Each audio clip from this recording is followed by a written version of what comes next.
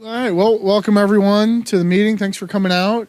One thing that Google did ask me to remind you, they're a little low on the security guards, so the restroom is to the left over there. They don't have anybody over there, so don't go wander by the cubes or anything. They wanted me to tell you that. Also, don't forget to turn off your cell phones, so we don't have to. Fans like, make them vibrate, right? That's always fun. And we've got applying the asynchronous web, Ice Faces and GlassFish kind of, partnered up. But I did very thankful for the Ice Faces for, helping me organize this event. So work with them, and then they work with Sun and JF to get the talk going today. And we also have one announcement about, what is it, you want to come up and give an announcement? Sure, I can do it from here. Sure. I'm just going to talk a little bit loud. So I used to teach Java a long time ago, 5 years ago, and now I'm teaching Flex, and Just a bit in here. And so I'll be teaching a Flex, specifically I'll be teaching a Flex 3D class November 20th. And we will be using backend Java, of course, and actually the last part of the class we'll use a Comet. So if you're interested in Flex and 3D, like game-like or cover flow kind of user interfaces like you see on Xbox 360, the website is called proj.com. It's a sort of a little bit of a stealth kind of a thing, but we do use open standards. So please remember proj.com, and we'll probably have a raffle for the class at the end of it, for a free class at the end of this. Okay, great. Thanks. Thank you. And finally, we want to thank Jeremy for being our host here at Google. So you can thank him and Google for the pizza and the meeting place as well. Announcements. Go ahead. You want me to do the announcements? Okay. So I just wanted to let everybody know that next month, third Tuesday, we'll be back here. We have Sven, I'm going to butcher the name, Hages. He's going to be giving a Grails talk. He's actually a contributor to Grails, and he also runs the Grails podcast. So we'll be sending out information about that soon. Also, we have the Google group meeting 1 week earlier. We'll send out that information out too. But Charles Jolly, who leads the Sprout Core project, which is a JavaScript library for doing very rich client-side applications. It's used very heavily in the Apple community. They're doing some work with Google about running on Chrome and running in open social context. And so our Google group, also meeting the week earlier, is going to be in the same room, approximately the same time, covering that. So I just wanted to let people know about that, and we'll be sending out information about it. And then, of course, we're going to have the raffle. Don't forget that. Code Camp's coming up. If you haven't, actually, how many people are signed up for Code Camp? What's wrong with the rest of you? No, seriously, we have... There's plenty of time. There's plenty of time yet. Yeah, you kind of missed out on the opportunity to speak because anyone could. That's one of the big things about CodeCamp is it's a developer event by developers for developers. It's a free event thanks to our many corporate sponsors and the generosity of Foothill College, where we're going to be meeting. It's a weekend event. That's the negative. It's on your weekend, but there's over 700 developers signed up already. Based on last year, we're expecting over 1,000 people because we get a lot of registrations once we publish the schedule.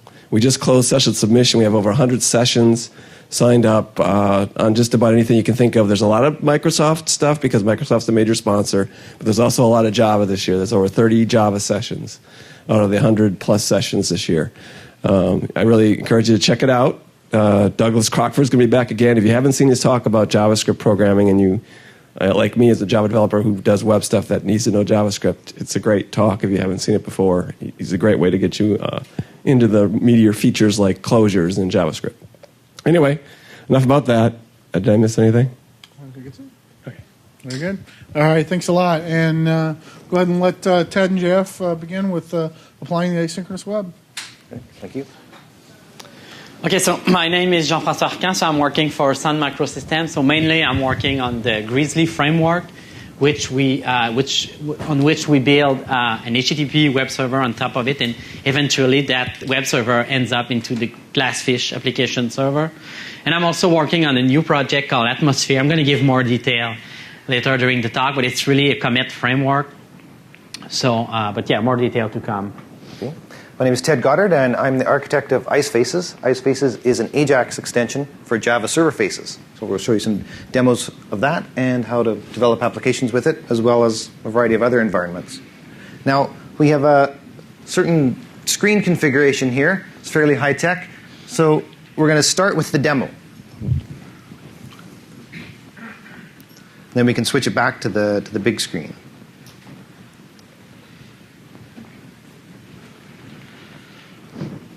We're going to show you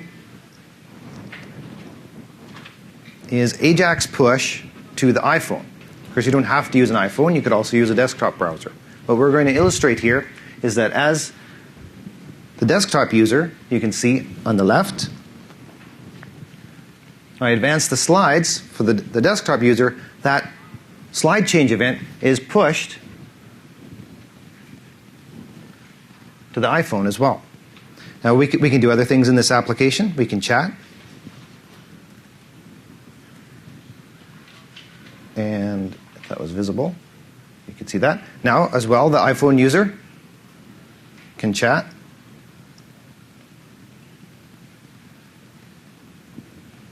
With the desktop user.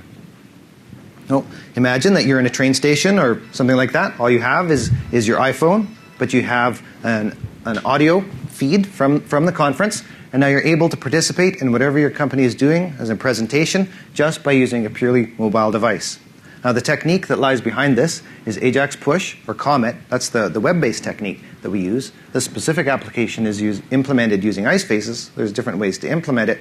Well, now we're going to explain how all of this works end-to-end on the wire, on the server, and so you can understand the sort of revolutionary changes we can make on the web with capabilities like this.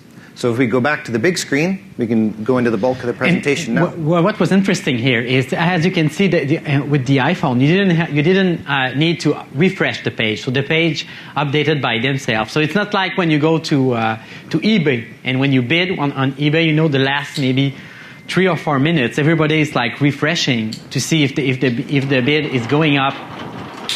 So that's really what AJAX push is for. So it makes web page much more like real time or interactive. Yeah, it gives us a new communication mechanism on the web. When we look at a lot of the important innovations over time, a lot of them center around allowing people to communicate with each other in new and different ways. Think about telephone, television, radio. These are all inventions that transformed how we can communicate with each other. Well, if we can communicate with each other through the web in new ways, then that's a tremendously powerful thing, and we think that that's very revolutionary.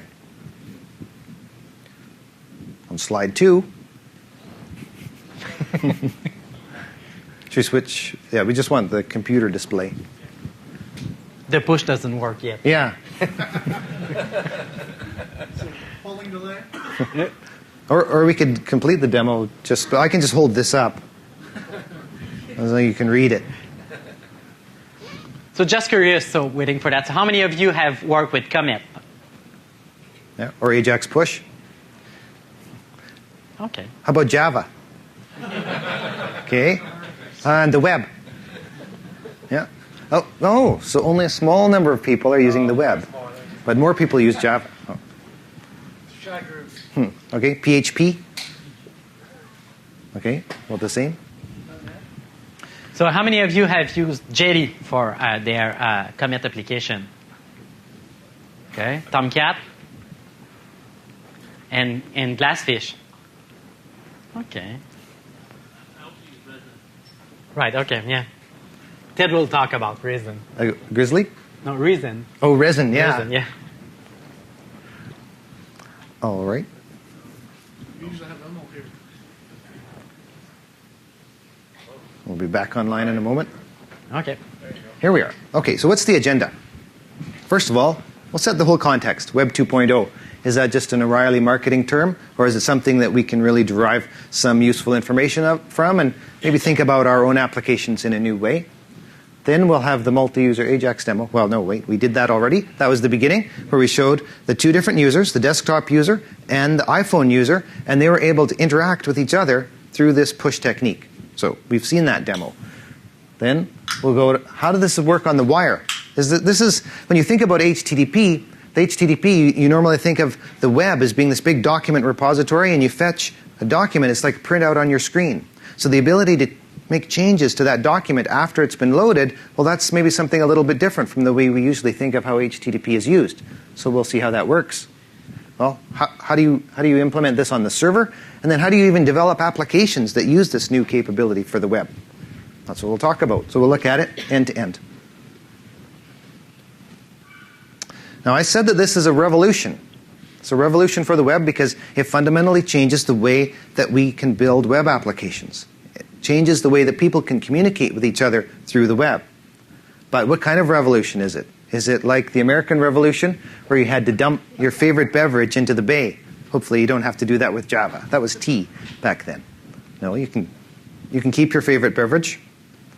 Is it like the French Revolution, where we have this great obstacle to overcome, some giant thing that we have to learn in order to understand how to create these new types of applications? No. I say this is more like the scientific revolution, where we have just a little change in perspective on the way that we do things on the web now will allow us to see further and do some tremendously different things. Now, I said we'd talk about Web 2.0. In order to derive a useful definition of Web 2.0, rather than trying to come up with a definition just of what we think it should be, we should look at the web right now, things that are considered to be Web 2.0 applications, and derive a useful definition from that. Well, what do these thought of as Web 2.0 applications have in common? Well, one central feature is that the applications are created by the users of the applications. What's interesting about eBay is not that eBay has a bunch of stuff to sell you. It's that using the eBay application, all of us can interact with each other and sell things to each other. So what's valuable in eBay is the interaction between the people. Perhaps one of the more interesting collaborative applications is Google itself. If we weren't all creating web pages to be indexed, Google wouldn't be a very interesting application at all. It wouldn't have anything to search. So we're moving out of the information age and into the participation age. More and more applications on the web, the interesting things that we do on the web, are all about what we can contribute and what other people can find there. Okay, so I think we've established that the World Wide Web is turning into a collaborative system as a whole. People are writing blogs, they're uploading pictures, they're creating auctions. But now let's drill down into the individual eBay page that you're looking at, and you're thinking about buying that item, and it's the last few moments of the auction, and you don't know what amount to bid, because you don't actually have real-time information about that item. Really, it's like you're looking at a printout on your screen. So what we need, what we described at the beginning, is the ability to change the page after it's loaded and push those new values for the bid into the page. AJAX by itself doesn't give us this. AJAX doesn't give us an asynchronous communication mechanism from the server to the client. AJAX improves the user experience by decoupling the network protocol from the user interaction, but it only does it part way. It means that we don't do a full page refresh anymore. But we still don't have the fully asynchronous capability where you'd think that the server at any time should be able to issue changes to the page. That would be a fully asynchronous version of AJAX, and we would actually finally satisfy that capital A in AJAX. So what I'm saying is that the conventional usage of AJAX is still synchronized with the user event stream. Even though we're sending a message to the server, getting updates back, and updating the page without doing a full page refresh, it's still synchronized to what the user does. Well, if we have the ability to push changes from the server, and there's various names for this technique, AJAX push, Comet, reverse AJAX, we'll have what it could legitimately be called AJAX. Now, how did that application work? This is the schematic of that slideshow application. And the moderator, here I am on the left, it's just a regular forum post. We send that to the server. But now if we had a push mechanism, we can send a change down to the other user on the iPod. So by interacting through the server, these users are able to communicate with each other. Now, of course, the these events don't just have to come from users. That's one of the very interesting aspects, is creating a multi-user application that lets people communicate with each other. But maybe we have an external system. It doesn't have to be a computer that large. It could be a sensor somewhere. And we could display the temperature in the room, or maybe a device in your home, whether you left the light bulb on or something like that. And that could be pushed out to the browser as well. So there are a lot of interesting applications for this once we have this ability to push from the server to the client. I can't possibly list the types of applications that you can do with this. What I invite you to do is think about the application that you're working on now and reflect on it. How could you enhance that application by adding communication capability between users in that application, in some application-specific way? For instance, when we look at a lot of the stuff that's going on the web, it's all based around blogging and commenting in one form or another. Well, imagine if you had a push capability there, so that as users could make comments on your blog, you could reply to them. Well, then that would transform that application into a type of chat application. And it would encourage people to make comments on your blog, because they would know, well, if you happen to be there, that you would reply and you could have a conversation that would be recorded. Would it increase flame wars? I don't know. But it would certainly increase the amount of human connection that's within that application. And now, that's just one example of applying this push capability. I think that every application is all about people interacting with each other in some way. Well, if we improve the way that people can communicate with each other in an application-specific way, we can do something very interesting. But you just have to reflect on the particular application that you're working on. Now, this was the demo. We demonstrated this. That was running on GlassFish with Grizzly, and we'll explain why that's significant, and ice faces in that case. If you want to download the source code for that demo, this is actually a public server where you can use that demo for presentations on your own. If you go to icefaces.org, there's a project, and you can download the source code for that demo. Well, how does this work on the wire? Because back in, say, 2006, when we really started to promote this, one of the main comments we got was, "Oh, that's impossible." So, okay, so so what we really are looking for, it's really our event-driven browser application, because what we want to do now, because we have the power. I would say like 5 years ago, it was still difficult, so the internet wasn't ready. And I'm going to give an example using like a real, like showing like how much memory because how much memory was needed to have to simulate a commit-based application, let's say 5 years ago, because you were able to do such application 5 years ago or 10 years ago, but it was requiring a lot of resources on the server side. And I'm going to explain why, actually, but mainly it was the thing that we call, at least in Java, it was called like one thread per connection, where actually every time somebody was connecting, you had a thread on the server side representing that connection. So if you have 10,000 users, it means that on the server side, you are having 10,000 threads. And thread cost memory and take space as well. So it was more complicated to do commit-based application. So of course, so the pros, so we want to have lower latency, because you no longer have to, with commit, you no longer have to poll for getting an answer. So let's use a simple application like a mail application. So 5 years ago, what you were doing is you were loading the web page, and what the browser was doing, so maybe every 5 seconds, he was just polling the remote server, say, okay, does that user has some email available? And what the server was doing, it was just saying, no, there is no email. So, and then 5 seconds after, it was doing the same thing again. So it was, the pooling was really, so if you wanted to have something really real time, you needed to reduce or have a really small amount of time between poll, like 1 second or 2 seconds. So again, it was tough on the server side, because let's say you have 10,000 users that poll you every 2 seconds. That means that you're getting those requests every 2 seconds, and most of the time, maybe like 75% of those requests, you just respond with an empty response, saying, "Oh, I don't have anything for you, so here is a blank response." So it was tough on the server. It was tough on the network as well, because it was like all those connections. So because you all especially with HTTP, when you initiate that connection, so the browser has to open the connection and do some transaction before it's ready to do to effectively send the request. So now, let's say in the last 5 years, or maybe a little more, we have seen more and more applications that have started to appear. So of course, the most famous one is Gmail.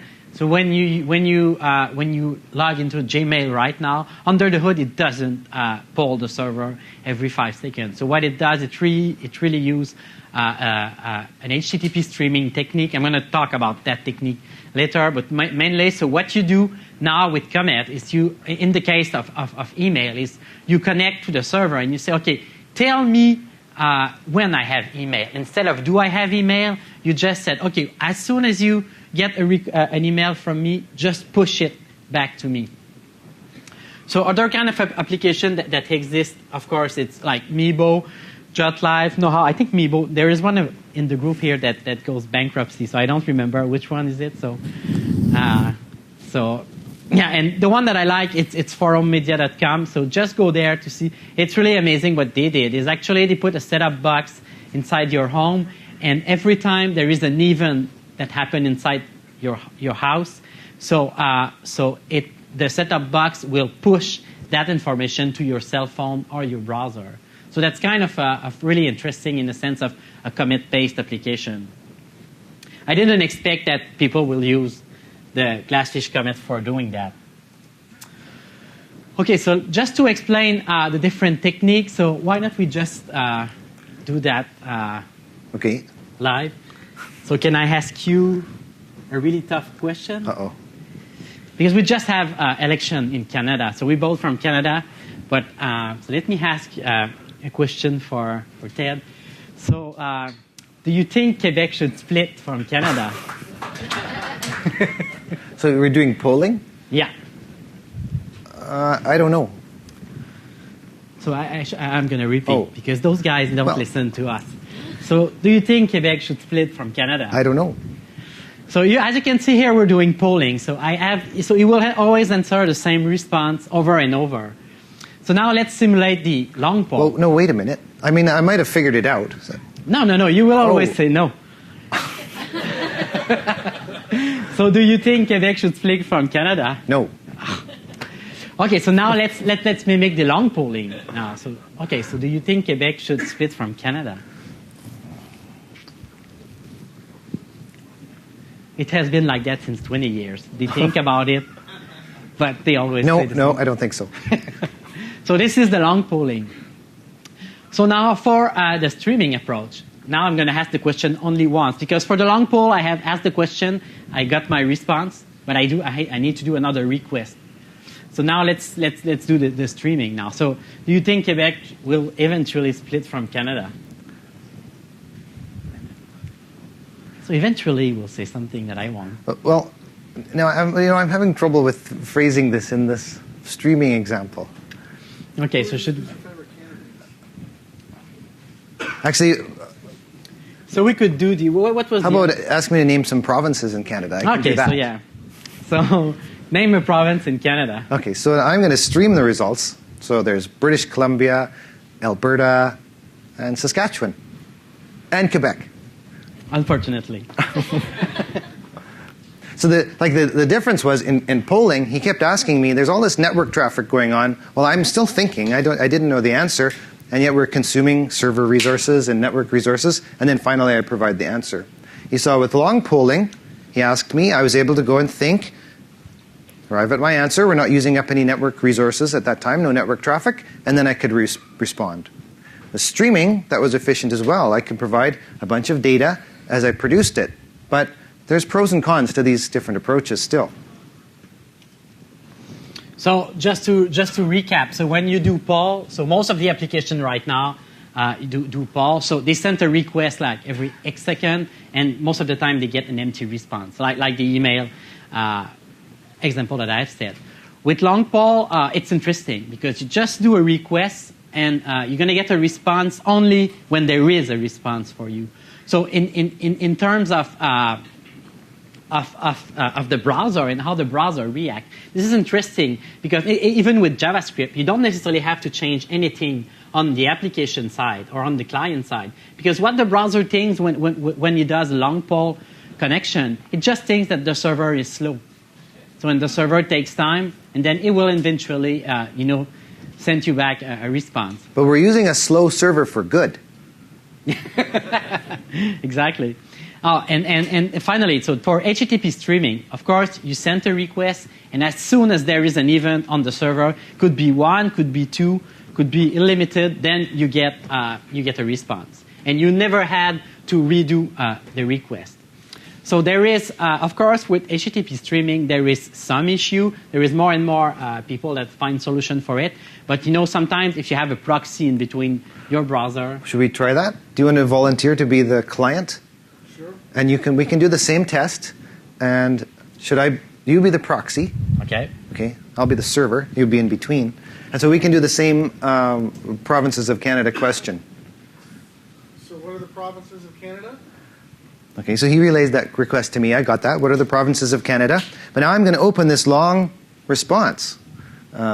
Alberta, Saskatchewan, Quebec. But I'm not closing the response. So when can he send it? He might want to send it only when it's done. So that's what happens sometimes when you have a proxy configured in a particular way. I guess that wasn't very fun, was it? Because you just stood there consuming the response. Yeah. Right, Yeah, sometimes the connection closed in between. Well, or actually when the response was complete, like when we wrote chunk 0, then he could send it off.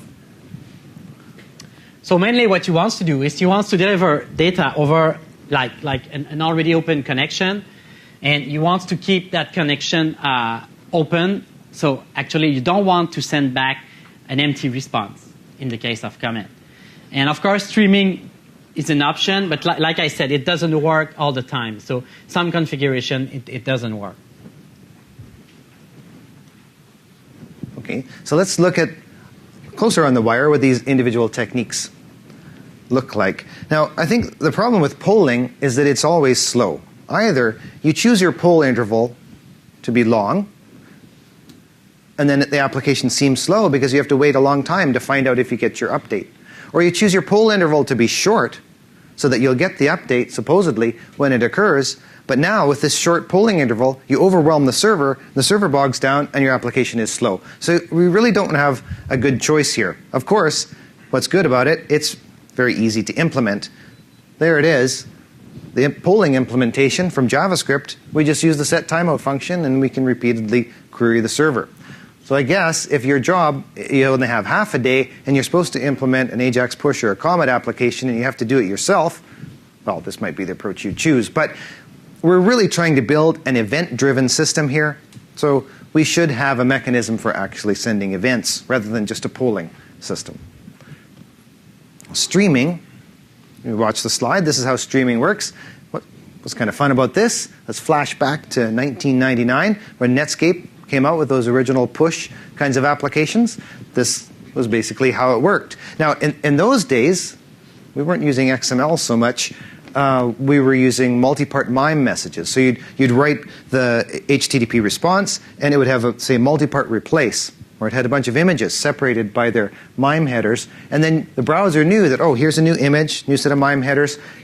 We'd render that in place in the image tag. So that's an interesting historical technique. Now, one of the difficulties with using streaming from JavaScript, we talked about the proxy buffering aspect. Well, there's not a socket API, not yet, in JavaScript. So when we read from a stream, it might tend to buffer itself in memory, and it's effectively a memory leak. So, well, how do you deal with that? Well, you close it and you open it again and refresh it. But that's maybe some awkwardness there. So in the case of long polling, or we call AJAX push, we're going to use a slow server, or an apparently slow server, to our advantage.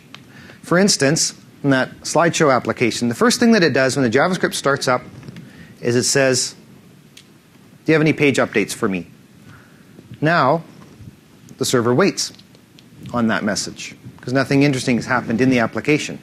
But then, maybe one of the users chats, types in a chat message, and that's pushed out to the users. So by introducing this time delay, we're able to add something very interesting to the HTTP protocol. We're able to invert the message flow and send messages from the server to the client. You're perfectly allowed to do this because it's just like a slow server, and you're not prohibited from having a slow server on the web.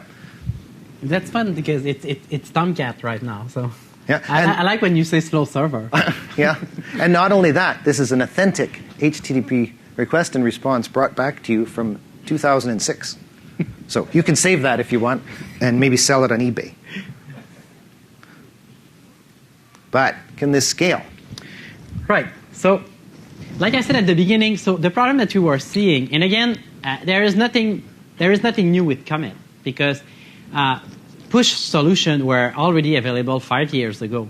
But the problem was, like I said, it was at least for Java, because I cannot speak about other platform or other language. But for Java, the problem that you were having is that for every user connected, you would have a thread on the server side. And everybody that has used Tomcat, by default, the Tomcat connector use a blocking approach. So if you want to support 2,000 users, you have to use some technique to make sure that, because you cannot have 2,000 threads available. So usually you have 500 threads. And if you look inside the Tomcat log, sometimes you have like this nice message saying, oops, we run out of threads, so increase number of threads or load balance Tomcat. So in order to get the virtual machine to be able to scale like up to 10,000 users, it was really, or 10,000 threads, it was really a challenge. Because first, it's not only Java that you have, or the web server that you are using that you have to configure, but it's the OS as well. So, and it's really because it was a blocking approach, meaning that you open a connection, you have a thread, and what the thread is doing, so it's just listening for browser requests. So that was the technique before the advent of JDK 1.4, which has NIO, which I'm going to talk more in the next slide. But with NIO, you break that approach, meaning you no longer have, for having one connection, you have one connection, but you no longer need a thread to monitor that connection. Because if you're familiar with the servlet API, how would you implement this blocking on a response? Well, you'd go into the service method, and you have your request and your response there, and then you would wait until you got notified by something. Well, that thread can't emerge from the service method until you're done. So that means that the thread is blocked there. So the servlet API needs to change in order for us to do this scalably. And Servlet 2.5 is an example of a blocking technology, because like if you do requests that get input stream inside a servlet, so if that call will block until the bytes are available. So if it was non-blocking, so you would have called get input stream.read, and if no bytes were there, then you will not block. And then later on, you would have received an event saying, oh, now there is some bytes available for you.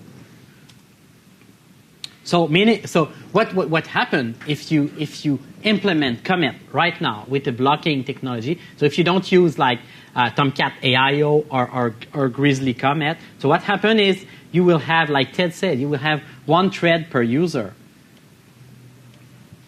And then, so if let's say your server will not run like that, but if you say you have only 4 threads available, so now here all your 4 threads are waiting for an event to happen on the server side, and only when someone free a thread that or get a response, then you can serve the upcoming request. This is bad for the environment. All these threads running use more energy, create more greenhouse gases. So we have to do something about this. So here is a bad example, but let's say if you want, so the more thread that you have on the server side, you need a lot of memory on the server side as well. And of course, I'm not saying you're not able to do that now, but you not only need to tune the application, you have to tune the web server and the machine itself. So what is the solution? So Comet has become popular actually with the Java-based web server. So I'm going to use like the 3 more most popular, which is of course Tomcat is one of the most popular. But JD came first with Comet support, and that was because they were able to use NIO for doing that. And how it works with NIO, it's really non-blocking socket. So you no longer have that problem of one user represented on, or one connection represented on the server side with one thread. So how it works with non-blocking IO is that, so to simplify it, so when a user do a request, so if you can always on the server side, if you don't have anything ready for that user, you can always take that what represent that user, which is in NIO term, it's a selection key. So it's a file descriptor mainly at the OS level. And you take that file descriptor and put it into a queue or a pool. And only when you have something for that user, you can get back that file descriptor and write on it. So with blocking IO before, you were not able to do that because you really needed to have a thread for listening for even on what's happening on the wire. So with NIO, you no longer need that. So, which is quite good because now you can have, let's say, you no longer need one thread per connection. So like if I give an example with GlassFish, by default, you can scale GlassFish easily with 10,000 connections, and we only have 5 threads because we only use the threads to process the request when we know we have something to process. Now, the basic idea here is you have a select API. You have all of your connections that are present. And rather than sitting there with a blocking read on all of these different connections, you use select and you say, let me know when anything interesting happens on any of my connections. And then you can respond to that. And then you can read the bytes, maybe write some more bytes on one of the other connections. So a small thread pool is able to handle, in an event-based way, all of these different connections that you have. So until recently, so like Tomcat by default use a blocking technology, but of course you have alternatives. So you can switch the Tomcat connector to use the NIO connector, or they have another one that use APR, which is the Apache runtime, and this is non-blocking as well. But yeah, traditional web server were blocking. GlassFish were blocking. JT was blocking as well. So it was more difficult to write Comet application because, like Ted explained it, usually before what you were doing is inside your services method, you were just blocking, let's say, on a queue of event and waiting for that queue to have one message added to it so you were able to read it and resume the request. So it's important to know that there is nothing new again with Comet. You can do that with blocking server, but don't expect, or it will be a challenge to support 10,000 simultaneous users. Okay, so now you have all those web servers that use NIO, so they are able to support to better support Comet. So what are you looking for when you want to write a Comet application? So we try to. So what I'm going to do now, I'm going to describe what can be or tools that are quite useful when you write Comet application, and I'm going to compare the web server that support Comet and see if they have such tool available. So I'm not saying that you cannot do that with those web servers. So the tool or the API or the object that you need, but you're going to have to write those API. So the first thing is you of course you would like to have like asynchronous content handler, or mainly it's asynchronous read and write. Yeah.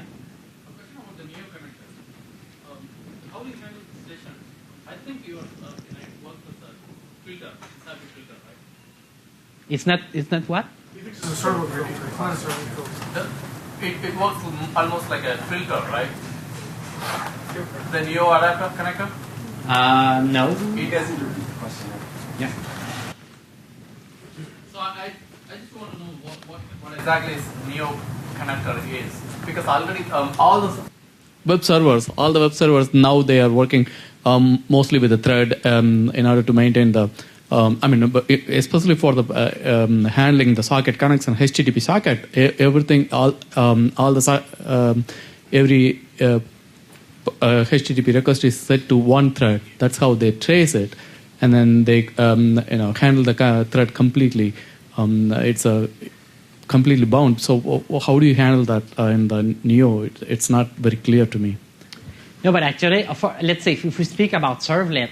So you don't see any difference with servlet right now. Right. Servlet 2.5, if you use a blocking connector or non-blocking, Right. you don't see it because we don't expose, Servlet 2.5 don't expose any blocking operation. Right. And Servlet 3.0 will not expose any non-blocking operation yet. So I think it's going to come later. Yeah, but because the another question is about the session. How in the Neo, how you will be handling the session also? Yeah, so I think it's technically what you do. So what Tomcat does is just when instead of pulling the file descriptor, so it pull the file descriptor associated with like the session. Does that help? You don't notice any difference when the Right. when the request is after the suspend is completed. You just access the session as you always did.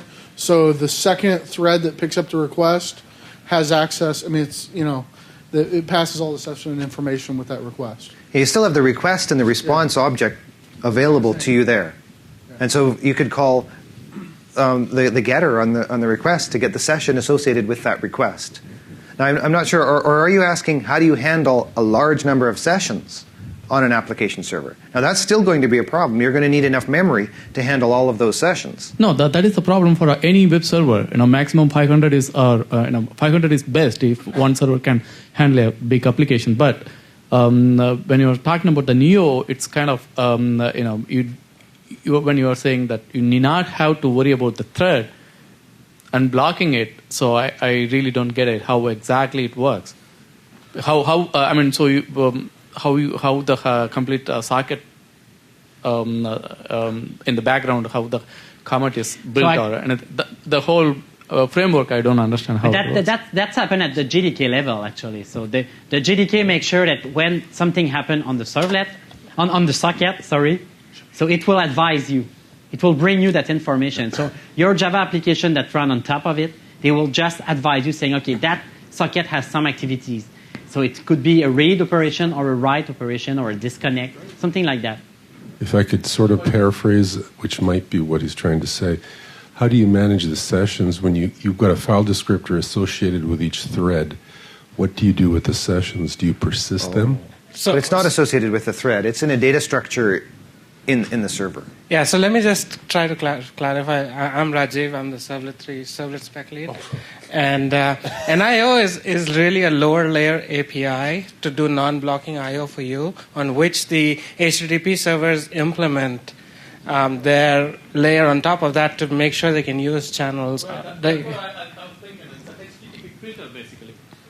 It's a no. It's a handler. It's a request handler. Well, no. It's like reader writers. When the request comes, HTTP request comes. This is the first code that's going to handle what is the request is, and then it's going to split. Well, that's the stream. You read. That's the stream on which, or the channel on which it's coming. It's the servlet implementation on top of it is what does the session management for you, and that's basically handled by the HTTP server or HTTP connector layer on top of that NIO. NIO is really a lower level that actually enables you to avoid having many. It basically gives you non-blocking IO at the. Let's bring up the GlassFish source code. You talk about me? Well. Okay, so what you would like to be able to do, say, of course, if you want a pure commit-based application, what you want to be able to do is you want to be able to do asynchronous read and asynchronous write. Because let's say you want to upload, you write an application, and that application is just, you want to update, you're just sharing picture among your commit. Or maybe video, something even larger. Right. So when you read, the video that is coming, you don't want that thread to block because on the other side, the client is not sending what you're asking for. So what you want to do is read only when you have bytes. So that way you don't have a thread that block again. Yeah. Same thing for write. Yeah, because if I have 1,000 users all uploading video, I shouldn't have to have a thread that sits there until that several megabytes of video have been transferred. I should be able to sit there with one thread and go, oh, here's some data from this one, store it here, here's some data from this one, store it there. So a small thread pool can multiplex across all of the different sources of data and just copy the bytes to where they're necessary. So the second thing you're looking for is really you want to be able to suspend and resume the request. Like, because if we take the chat, a chat application, what you really want to do is all your connected user to a chat room. So you want to suspend them when there is no communication amongst them. And as soon as someone push or write a message to the chat room, what you want to do is you want to resume all those connections and write bytes on it. So you need an API in order to be able to do that. And the third thing is, and it's quite important actually, it's kind of, you want to support delivery guarantee, because now you have switched the way your application works. Because let's say you have 10,000 suspended connection, and now you have to push, and let's say it's a chat, and you want to push one message on that chat room. So if you don't have any strategy to push the data back to your client, so if you use a basic strategy, which is to use one thread, and that thread go, okay, for 1 to 10,000, write the message. So the lucky guy that is amongst the 500 first the application will be quite real time. But the guy that is like the 10,000 user, he might get the message like maybe 10 minutes after all the others. So it's not really real time. So same thing for stock quote. You might have user that get, especially right now, all your user wants to have the update at the same time. And you need to be able to predict, okay, would I be able to push the information fast enough? And if not, so what solution do I have? An example of such solution, it's like you might want to say, okay, there is high traffic on the network, or I cannot catch up with the push operation, because let's say I have 100 threads allocated for that, and they are all swamped trying to push the information really fast. So what you want to do is you might want to aggregate some message and say, okay, I'm going to wait to have five message. I'm going to store 5 message, and instead of sending one by one, I'm going to send a chunk of 5 message. So you want to be able to do that. You might also want to filter the information, because let's say you're under load, again, 10,000 user you need to update. You might decide, okay, that information is not that important. Like for a chat, you might decide to not send, or you don't want to update all the users, saying, okay, that user just disconnected. So of course, there are some applications where you cannot discard information like that, but some applications you can just decide, okay, I'm swamped right now, I'm not able to push that information. You might want also to transform the push operation, the message, because like the chat is always my favorite one, where someone, a guy put some JavaScript inside the chat. So if you don't filter the message, so what you're gonna do is you're gonna kind of produce a JavaScript attack on all the browser. Because if you send like alert or something like that, if you don't filter the information that get pushed, then you can push like all kind of strange things to your browser. So you have to make sure you transfer or look at the data. But of course, transforming the information is really what your application is doing. Every user has their own view, so the application is naturally going to transform it in its own unique way for each user. So here is an example of who support what. And again, and of course I work on GlassFish, but what's important to note here is that it's not, you can do everything like that with every web server that are listed here. The idea with GlassFish is you have some object or some tool that are already available. So JD support suspend the request and the response. Tomcat has asynchronous I/O and suspend. So GlassFish has the 3 of them. Resin has suspend, and Weblogic has suspend and resume. So just to recap, the asynchronous I/O is what we need in order to support a scalable file upload type operation. Suspend and resume is what we need to do a Comet or Ajax push application. And delivery guarantee is what you need to ensure the quality of service that you provide to your push users. Can you talk about the guaranteed delivery? Yeah, no, but I think that was what I was talking here, the last bullet, where you aggregate or filter or transform the data. Yeah. Perhaps assigning priority to certain messages. If you have a ticking clock in your page that you're pushing out, that's not as important as, like, showing the amount of time remaining in the auction isn't as important as showing the actual bids that are occurring. So the time display would be a lower priority than the bidding, and you could use the delivery guarantees for that. But is that tied to kind of the suspend, kind of servlet 3 continuation, or is that a GlassFish specific API? So right now, all of those web server here has specific API. So Yeah, there is we'll nothing- explain these APIs in Yeah. the slides. Yeah, and we're going to talk about what Servlet 3.0 will support as That's well. what I was kind of wondering was, does servlet 3 give you the delivery guarantee? Right, so That will push the whole stack into that. yeah, actually, we're going to have one slide that explains those. So let's talk about the different APIs that we have available on these various servers. And they're, as we'll see, they're similar in some ways and different in others. Well, Jetty, one of the original ones, we use this idea of something called a continuation. Now, it's not a full Java language continuation. You'd imagine that to be almost like a serializable thread. It doesn't do that. This is just a continuation for a connection. The way that you use it is you call suspend in the service method, then it kicks out an exception, which causes the service method to exit, but Jetty notices it and says, oh, this continuation is now associated with this service call.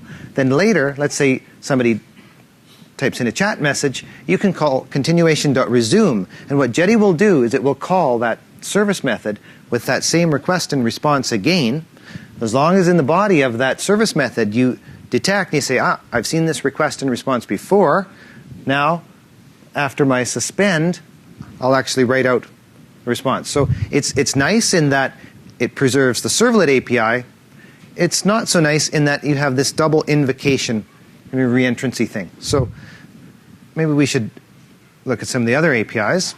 Tomcat 6 API is maybe closest to the NIO concepts themselves because it's very event-based. You see that we get a commit event, and then that event can fall into those 4 types. It could be the beginning of a connection, or maybe we should read, maybe it's the end, or maybe it's an error.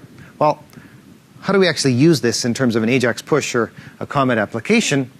Well, we enter in some chat text, write it out, and then when we call event close, that's when the servlet container actually writes out that last chunk and indicates a final HTTP response. We have access to the response from outside this event call. It's not like a service method at all. It's simply telling us that, well, there is a new servlet request available. So we have access to all of the objects outside.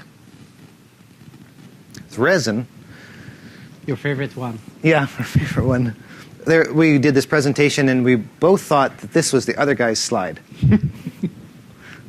Now, of course, we both learned how Resin works. What Resin does is it splits this into 2 separate methods.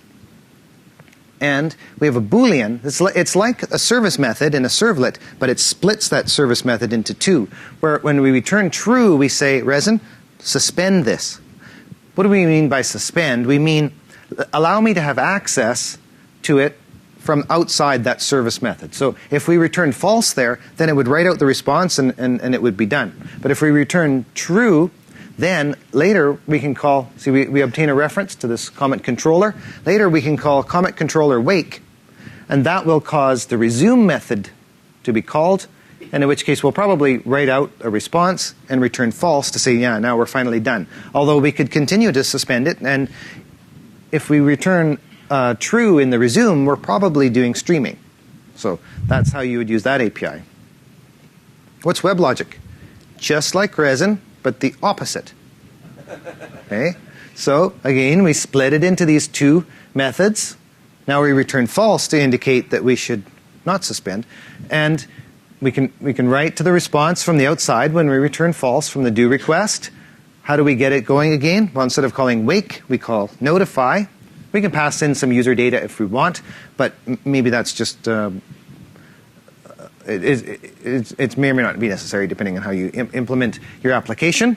And now that will cause do response to be called, and then we can write out the final response and it continues. So we see the similarity with Resin there. With GlassFish. Okay, so with GlassFish, the way it works is that you create a commit context where actually every time you want to push something, so it's really a topic. It's like a JMS queue where actually, so so usually you create one context, let's say per servlet or per path or per topic that you want to share. And when your servlet, when you want to suspend the connection, so you just call that commit context and say, okay, add commit handler. So what it does under the hood is it just tell GlassFish, okay, so don't close that connection or suspend that connection. And inside your suspendable handler, how it works is every time, so if someone put like message that set value, and when you call commit context.notify, so all the connection that were suspended by calling the add commit handler, so all the suspendable handler associated with those will get the event. So it's interesting because we use commit event as well, like Tomcat, but actually that was created before Tomcat. And in that case, you get the response, gets the writer. And depending on which technique you want to use, then if you want to use long polling, so you're just going to tell, okay, that the commit context, okay, so just resume that commit handler. So that's here the example, it's long polling. If you wanted to use HTTP streaming, then what you're going to do here, you're not going to call resume commit handler. So meaning that the response will stay open for streaming forever. Now with IceFaces, we use these different APIs when we integrate with these various application servers. So what we've found is that we like the GlassFish API because its presence can be detected at runtime. We don't need to implement any specific interface on our front-end servlet. If you look back at the Tomcat 6 API, the servlet has to implement that particular interface. So what it means is that it's difficult for you to create a single jar file that runs portably on those. See, we have to implement Comet Processor, and this has to be actually the servlet that's handling the requests. That means that you have to have this pre-configured. Whereas with GlassFish, we're able to say, I'm handling a request. I would like to use the Comet engine, and I can then use suspend and resume from the outside. Detect it dynamically that, oh, here I am on GlassFish, and I can use that. Okay, so, and what I've learned, because we did commit in GlassFish in 2006, and what I've learned is a lot of people, it was still not complicated, but people wanted to have like Pojo-based application. And or Pojo-based way of doing commit. So what I came with was like Grizzlet, which is really, so it's just an interface that your object has to implement. And under the hood, of course, it's used Grizzly commit, so the thing that I have demonstrated the slides before. But it makes it really, really easy to write commit-based application. Let's do another survey. How many people are asleep? Raise your hand. Okay, that's good. Now let's do another question. How many people have written a servlet? Yeah, how many people are writing servlets today? So that's what we see. That these are fundamental underpinnings that are being used by the frameworks that you're using. And you're writing a servlet? No, I have a question? Okay. So how about? You showed a very nice survey of all the differences in the common implementations by the various containers. Yeah. Do you know what the Servlet 3.0 spec, which one is going to be the closest to the spec? Well, it's being discussed right now. You comment? Maybe. So in the servlet expert group, there's been a lot of discussion, and the first proposal that came in the Servlet 3.0 expert group was from Greg Wilkins of the Jetty server, which is what you'll see in the early draft today. However, as we reviewed the proposal a lot more, we found that there were quite a few issues which are not handled, and so what we're doing right now is trying to see what the best approach is, and as part of that, we're refining it. It's pretty similar to what I would say suspend and resume, except I hate those names, because what would you expect a suspend to do? No, so when you call suspend, what do you expect to happen? Synchronous wait. No, that's not what happens in Jetty. That's not what happens in any of those servers that call when you call suspend. You call suspend, that only means your connection is open. You still go through your entire service method and your filter chains. Then when you call resume, the request is redispatched to the container. and you replay all the requests again. Can you go through the filter chain again on the resume? Yes, right now, the way Jetty is implemented, yes. So what we're trying to do is call it more like start async and done async kind of methods, which really indicate what it is. It doesn't stop that thread there. You still go through the thread, but you have the option of using the request and response. The connection is kept open. There are still some discussions that are happening. So the basic idea is you have the ability to keep a connection open and write to the response asynchronously from outside the service method. What the API looks like, what it should do and what it shouldn't do, there's still a lot of discussion. And it's good. It's good to have discussion. It's good to have a good expert group that participates, especially when you have people who have been who implement and use servlets out there. So in a way, it's good, but at the same time, it takes some time to come to conclusion on that. Can I have a follow-up question? So, could you give us the weather report as to when it's expected, the timeline? So in terms of timeline, so it's tied to Java EE 6 specifications, and we're looking at completing them sometime next year. There'll be a public review fairly soon, I hope. I think we're slowly converging at this point. There are a few issues which we need to close on, and I'm hoping sometime early next month we'll have a public review of the spec. So do read it, do provide feedback. It's an important area, and this is the first real rev, I think, of the servlet spec, even though there are not many people writing servlets today directly, but all the frameworks build on servlets, so if people provide feedback, that's always good. So, a public review early next month, hopefully sometime, and that should have all the async stuff in there.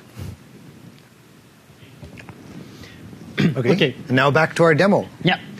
So that's good because the demo wasn't working. Yeah. So thanks, no, Reggie. it was working. We were just giving him a chance to explain. Yeah. Okay, so let me describe here. Here it's used. It's just to show you. So it's demonstrate HTTP streaming and how real time an application can be. So, but it's just like, so I type a word here, and eventually he will come back. So what it does, it goes to Flickr and get supposed to go. It's based on the network. Will it go? Will it? Anyway, so I can demonstrate it. So mainly what I'm doing here is every time I move something on one browser, it moves on the other one as well. And it uses HTTP streaming for doing that. So that was just to show you a really small demo about how it can be.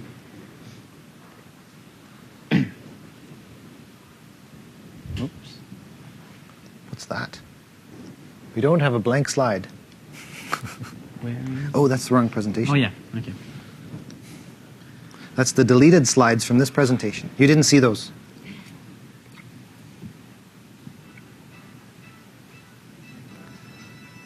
Well, I think we discussed Servlet 3.0. Yeah. Do we have anything to add? I think that Yeah, so one thing that we didn't add for Servlet 3.0 is asynchronous I/O. It will not be there in Servlet 3.0, and the reason. So at the time that we wrote that slide, it was still consider, but now it's not going to go there for the reason that without going into the details. So the JDK 7 will add a new feature called asynchronous I/O. So it's not NIO, it's called NIO2, asynchronous I/O, and it greatly simplifies the way you can handle like really asynchronous I/O. So it makes it, because with NIO1 it was really difficult to write like a server-based application. So a lot of people never wanted to use NIO, so they used a framework like Grizzly or Mina. But with NIO2, it's a really good step in the right direction. So what we decided to do is to not add asynchronous I/O to the Servlet 3.0 because it would have forced us to use JDK 7, which doesn't make any sense.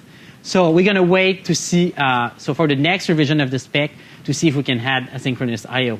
You're saying new I/O isn't new anymore? Right, exactly.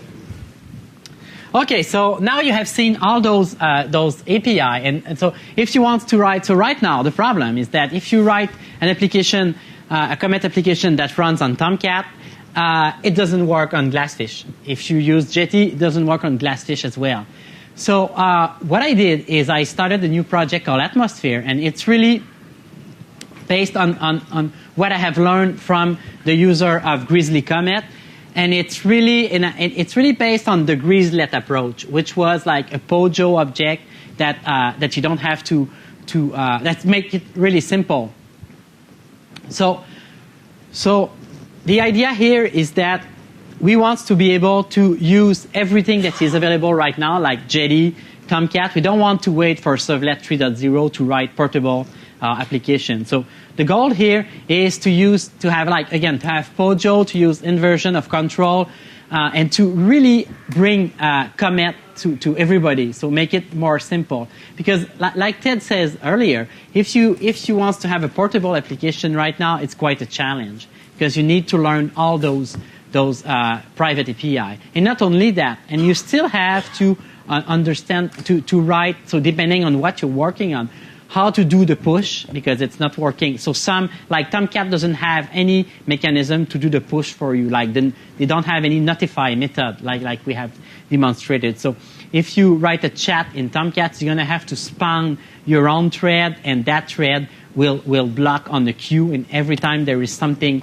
inside the queue, make sure that it resume all the suspended connection and push that information. Now you notice we didn't mention WebSphere. The reason is because we don't know what they're doing. They have some vague kind of pages where they talk about Comet, but we couldn't find any documentation on what really the mechanics are in WebSphere. So if anybody knows, we'd like to add it to our presentation. Yeah, so the idea here is really to evolve the Grizzlet approach and make it, because at least with the Grizzly community, what was happening is a lot of people were using the Grizzlet, but their favorite request was, can I run it on Tomcat? So I was like, yeah, but now I think it's time. So I think Comet is more and more popular. So the idea here with Atmosphere is you're going to write against the framework, and the framework will take care under the hood to make sure that it works. So if you deploy in Tomcat, he will use the private API of Tomcat. If you use Jetty, he will do it for you as well. So how will it work? So I don't know how many of you know Jersey? So Jersey is the new REST-based application that Sun just pushed, so version 1.0. So it's really based on the REST technique, and the idea with Jersey, they wrote a lot of code that can be reused, and they have a pretty good annotation processor. So all the things that you want to do with Grizzlet, so that you don't have to rewrite it. So what we're planning to do is to take Jersey and wrap it properly. So add the Grizzlet concept into it. So because Jersey already run on all platforms, so what's needed actually is we just have to make sure that we implement like JD Comet support, of course Grizzly Comet, Tomcat Comet, and even blocking web server will be supported. Because like I said at the beginning, you can always block on a thread. Of course, performance-wise, it will not be good, but people that don't have access to server, so people that still use Tomcat 5, let's say, there is tons of people that use Tomcat 5, at least they're going to be able to write Comet-based application. And so we lost the example. Oh, okay. So so if you want to see an example of a Grizzlet in Atmosphere, go to my blog and just type Arcand blog on Google, and you will see there is an example there to show how easy it is to use it. Because I think the slide disappeared. Yeah, that does seem strange. Okay, so we'll find the slide perhaps, but let's move on to application development. Because as the survey showed, a lot of us aren't writing servlets today. We're using some sort of higher level framework. Well, what are the examples of some of the higher level frameworks that we can use in order to write these applications? Well, perhaps the highest level framework would be just polling directly from JavaScript. Well, no, that wouldn't be a high level framework, but it would be a technique that you could use. And in fact, there's maybe the source code for it right on that slide. As we said, though, polling isn't particularly efficient, so let's take a look at some of the other approaches. Comet D is interesting because its sweet spot is the JavaScript developer. What do you get with Comet D? You get essentially a reflector on the server. This reflector will take messages from the browsers and reflect them to each other. So we can publish and subscribe on various channels, typically from JavaScript. So you can have a chat message sent from one user over here. It'll be reflected off the server and picked up by a chat subscriber in another browser. In some ways that might be scary a little bit. Browsers sending JSON, so in other words JavaScript notation messages back and forth to each other. You want to make sure that you don't do an eval on that message. You want to parse it in JavaScript itself, because if you do an eval, then perhaps you're picking up some sort of script that the other browser user has inserted in there. Maybe not a good idea. What's interesting about this idea of being a reflector is it really doesn't matter what the server is running. It could be implemented in C++, and it's simply reflecting messages. But of course, there is a Java API as well. So if you want to insert some sort of transformation on the server so that you can modify these messages as they go by, or perhaps capture them and then publish them again on another channel, you would use that Java API on the server. Fundamentally, Comet D is based around publish and subscribe of JavaScript messages. Yeah, one quick comment is that the Java API is not part of the stack, of the Bayou stack that they call. So like it will work with Jetty, but Tomcat, I think Tomcat support it as well, but GlassFish has a different one. So eventually everybody will use the same API, but so far it's not. So if we want to move to something that's a little more relevant to the Java developer, we could look at DWR. Basic idea here is an RPC mechanism that allows us to invoke methods from the server application in the browser. We have this idea of a script session. So we have all of our browsers connected, and we have script sessions for all of them. What we can do is we can take a chunk of JavaScript from the server, and we can say, I want you to execute on each of these connected users. In essence, what we're doing is we're pushing executable JavaScript out to all of those browser sessions. It means that you have to have knowledge of what's in the page, because you want that JavaScript to be able to find the kinds of objects that it's looking for in that case. But that's a powerful API. Now, if you don't want to just push down script, you can actually call DOM set value methods from the server. In other words, I can call this set value on all of the DOMs on my connected browsers to this new text. So that's how we would implement a chat application there. Ice faces, what we intend to provide here is yet a higher level of abstraction. So based on Java server faces, where you partition your application into a model and a view, the model is implemented in Java Beans, and the view is declarative, almost like markup, that's bound by expression language back into the view, into the model, rather. What we find is that developers and designers are happy with this partition, and in fact, you can take JSF syntax markup, give it to designers, and they'll work with it in Dreamweaver or perhaps other tools, and they can customize the CSS and manipulate it as they are used to manipulating HTML. Slightly different tags. In this case, for instance, we have h:"input text rather than just an input, but designers are comfortable working with this. So you have a good way of preserving roles. Now, you should be wondering, as I'm putting this slide up here, where's the Ajax application? Because there's nothing here about Ajax. This is just like a dynamic web application is what I'm showing. Well, isn't it the job of the framework that you're using to translate something like this into an Ajax application? Because what have you said? You've said what your model is. These are where your business logic is. Now you've said what's in the view. You've said what components are on the page, and you've said how those components relate to the model. Well, that is a sufficient description for an Ajax application as well. It's just a matter of taking that description of those components, rendering them in such a way with the appropriate JavaScript handlers so that you get an Ajax application. Okay, so that allows us to develop an Ajax application with ice faces. What about a push application? Well, we're only 2 lines of code away from a push application with this as well. We're going to use the session renderer. Let's concentrate on how we keep track of groups of users. So what we do is we add the sessions that the users are in to various groups. Perhaps a group named chat. Maybe you'd name them after the chat topic. And then we have all of these groups of users marked. Maybe I have 2 groups of users, chat 1 and chat 2. When somebody types in a message over here in this group, I'll update the value in the bean, and then I'll call session renderer.render chat. What that's going to do is on the server, I have access to all of those users' pages. It will render each of these users' pages, determine the changes to those pages, and push the changes down to each of those browsers. If something interesting happens over here in this group, then I'll call session renderer.render chat 2.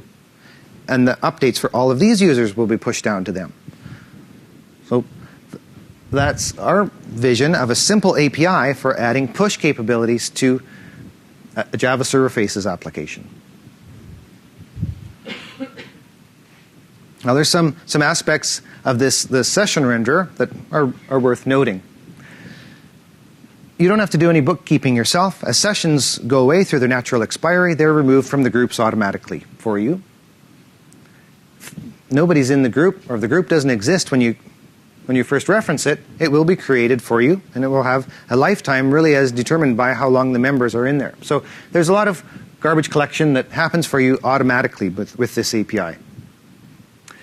Well, for all of these usability benefits of the API itself, maybe there's a bit of a trade-off here in that I said that you're working with sessions. Well, what happens if the user has multiple windows open in one session? Well, the way that this works is we simply render the changes to all of the windows that the user has open. Often that'll be a good thing. If something interesting has happened in the application, it will probably have some sort of impact on all the windows that the user has open. But there's a bit of inefficiency there in that if that user has 10 windows open and your change to the model should only affect one of the windows, maybe you would like to just send a push to that one window. Well, then we have a more complex API for that as well, if you need that more fine-grained level of control. But I think in most cases, people don't need to take that extra step. And in fact, here is the Grizzlet slide. Yeah, but since we don't have a lot of time, let's keep that's slides.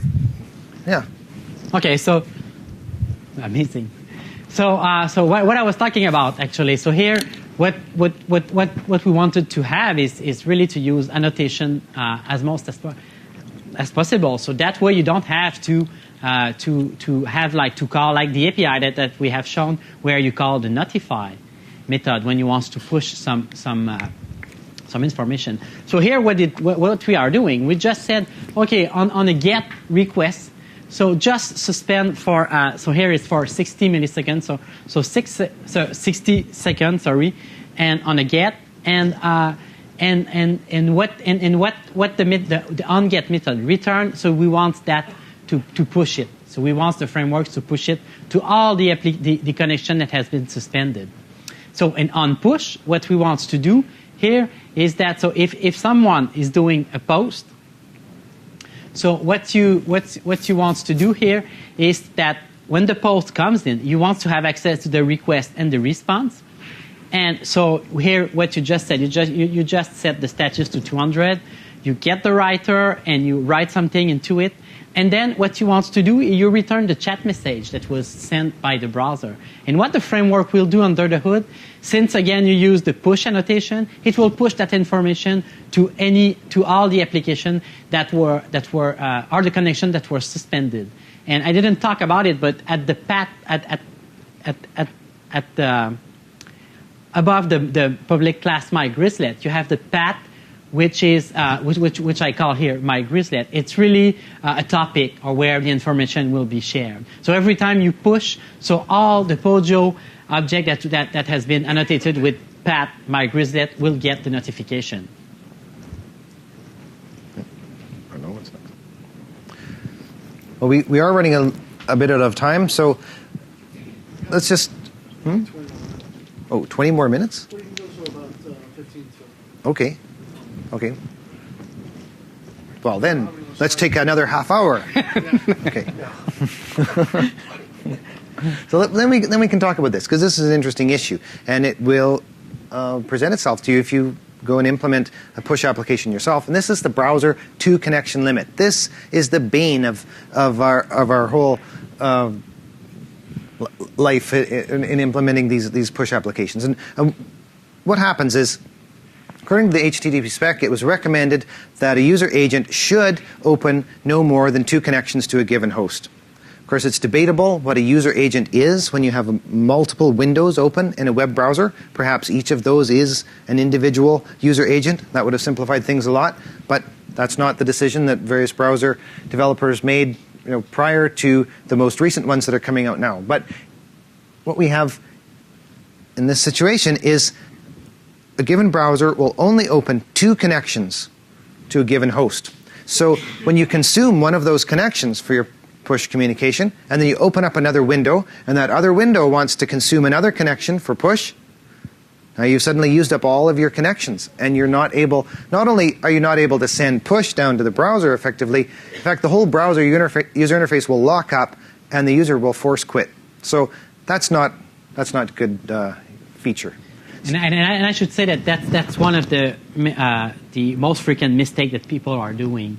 Like they download, they write their commit application, and they want to try it then or test it, and they open more than one tab. So they open one tab, so they lose a connection. Another tab, they lose the connection. Then they open a third tab and try to do some requests, and nothing happened. The problem is it's not the server that has trouble. It's just the browser that just don't send the request. Yeah, because it's going to delay any requests that it sends until it finds an available connection. But there's only 2. Okay, so what do we have to do? We have to somehow share that single connection that we should use for push notification across multiple browser windows. That's actually a bit complex because it's difficult to communicate between the JavaScript environments of those different windows. But we do have available to us as a cookie, so we can share a cookie across those different windows and manipulate the cookie in order to send notifications. Okay, so I won't go into too much more detail, but let's say we've solved that in JavaScript. But now we have a similar kind of problem on the server because the user could be connecting to multiple different web applications on that same server. And now those different web applications are in separate memory spaces on the server. So they also, even though they're in separate memory spaces, need to share that single push connection. Same host. For the same host. Yeah, for the same host. Because what I was describing is the scenario where you have multiple different web applications on the same app server. Well, what we provide with IceFaces, integrated with GlassFish, is our Ajax push server where your separate web applications can use JMS to coordinate their push notifications with each other and send that over a common push connection to the given browser. And so that's sort of the magnitude of the problem that you need to solve at both ends, both on the browser and the server, in order to share this single push connection. Well, what do we have in the future? And I think, isn't it, the future is October 29th? That's right. Is that in the future? It's the future of the web, right? Yeah, okay. We'll figure out all the details then. Okay, but Same room, same place. yeah. So there's a bit of light at the end of the tunnel. I said browsers up until recently. Well, what are they doing in Firefox and IE8? Well, they're increasing the number of connections that you're allowed. Well, that helps a bit, but it's sort of like increasing the heap size to fix a memory leak, because now it means instead of opening 2 windows, I can open up 4, and then the browser will lock up. So that's not the answer. It'll help, and it'll help in a lot of cases, but it's not the answer. I did say that it's difficult to communicate between these windows in JavaScript. What will help there is this HTML5 post message. Now, I like it that it's cross-window. It gives me cross-window communication. What scares me a little bit is it's also cross-domain communication. So I guess that's a good way for the hacker website to copy your address book out while you're using it and have that open in another window. We want to look at what people are doing very carefully in HTML5 and see if that's a secure design for that API. Personally, I would like to be able to just turn off the cross-domain aspect of it and use the same domain for that. That would make me more comfortable. Well, now, in terms of this blocking connection to the server, what could we possibly use there? Well, there's some options that are coming up. WebSocket is definitely interesting, and that's what we'll be talking about here on October 29th with the panel. Maybe server-sent DOM events. But there's some other possibilities too. When you look at what we get with XML HTTP request, it's really not a modern implementation, or it doesn't expose modern HTTP. It doesn't really expose HTTP 1.1. HTTP 1.1 has pipelining and chunking. Those are 2 interesting things. But what we are really interesting in here is the pipelining capability of HTTP.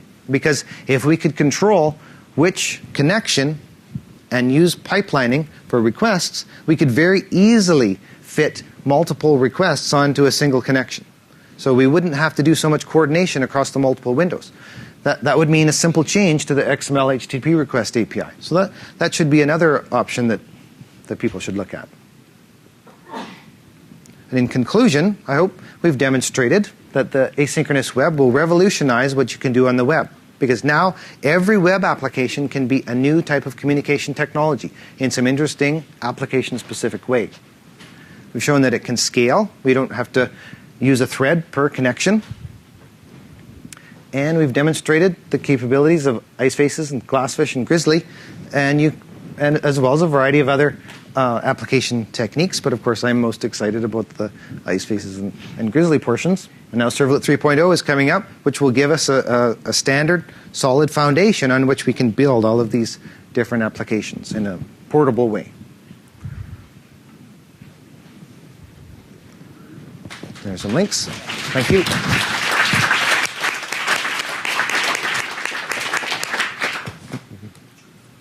How do we do? Take more questions, or? Yeah, let's take a few more questions, and then we'll do the raffle. Yeah.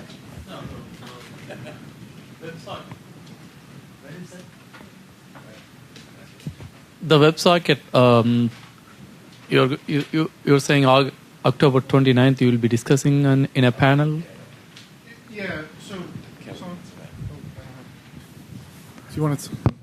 Yeah, so on October 29th, Silicon Valley Web Builder is hosting an event, and basically what it's to talk about is Comet, kind of what we're doing today, and then to push forward into the future HTML5 spec, which is adding WebSockets, which kind of really standardizes doing a browser push. And for that, I'll be the panel moderator. We've got Ted Goddard, we got Dion from Ajaxian.com.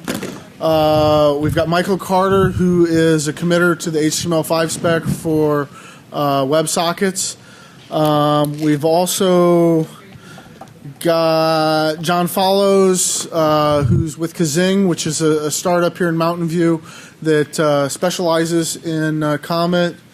And Alex Russell from the Dojo Foundation. And he's pushing the Comet D, kind of the reference implementation in Jetty, partnered with Greg Wilkins that they had mentioned. So unfortunately, Greg was in Australia, otherwise he'd be on the panel too. But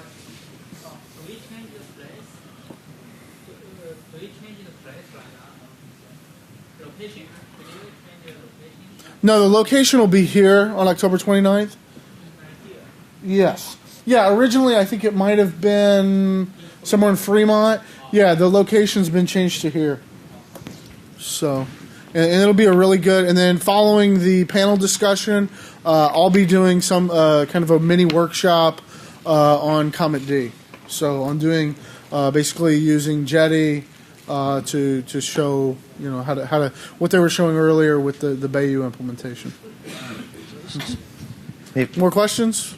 Yeah, a couple of questions about Atmosphere, about the license, number of jars, and then does that handle the half duplex issue of the two connections? Okay, so the license is LGPL, so that's the CDDL, so that's the Sun license actually, the same as GlassFish, which is a dual license, CDDL and LGPL, and I'm working to add Apache 2 to that set, because if I want it to be shipped with Tomcat or with any Apache project, I have to use a proper license.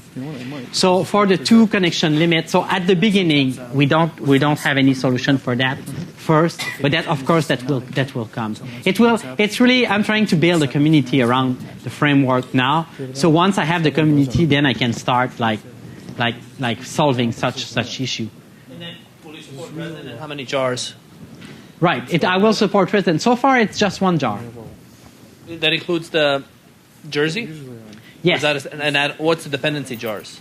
So the design is not finalized for sure, but the idea is to reuse Jersey as much as we can and grab only the jars that we need from Jersey. So all the jars that are dependent for Jersey will also be dependent for Atmosphere. My idea was to have an OSGI package, so a single jar.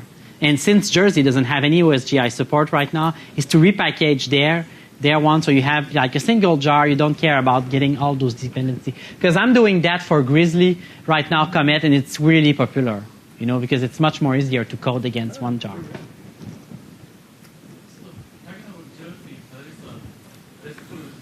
Java API, right?